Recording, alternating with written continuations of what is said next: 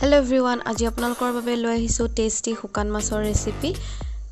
আলু আৰু জিৰাৰে ৰন্ধা শুকান মাছ তাৰ বাবে লাগিব আমাক কেইডোখৰমান শুকান মাছ জিৰা আৰু নহৰু খুন্দা পিয়াজ আৰু লগতে লাগিব আলু ৰেচিপিটো মোৰ পাপাৰ হয় আহকচোন তেনেহলে কেনেকৈনো বনালো চাও এখন কেৰাহী পাতি লৈছো গৰম হোৱাৰ পাছত ইয়াত অলপমান মিঠাতেল দিছো মাছ কেইডোখৰ সৰু সৰুকৈ টুকুৰা কৰি ললো আৰু এতিয়া তেল গৰম হোৱাৰ পাছত কেৰাহীত পিয়াজ দি দিয়া হল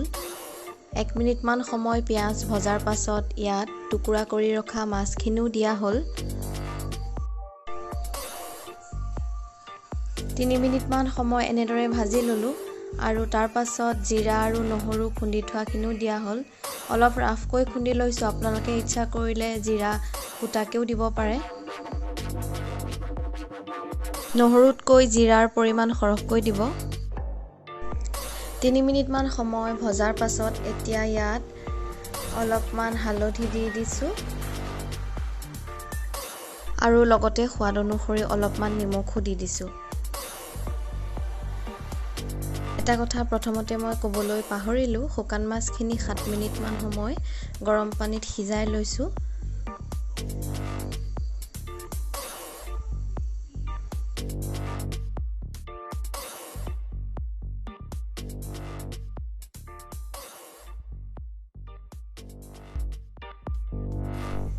এতিয়া ইয়াত অলপমান গৰম পানী দিছো যেহেতু পানীখিনি একেবাৰে শুকুৱাই পেলাম সেইভাবে কমকৈ দিছো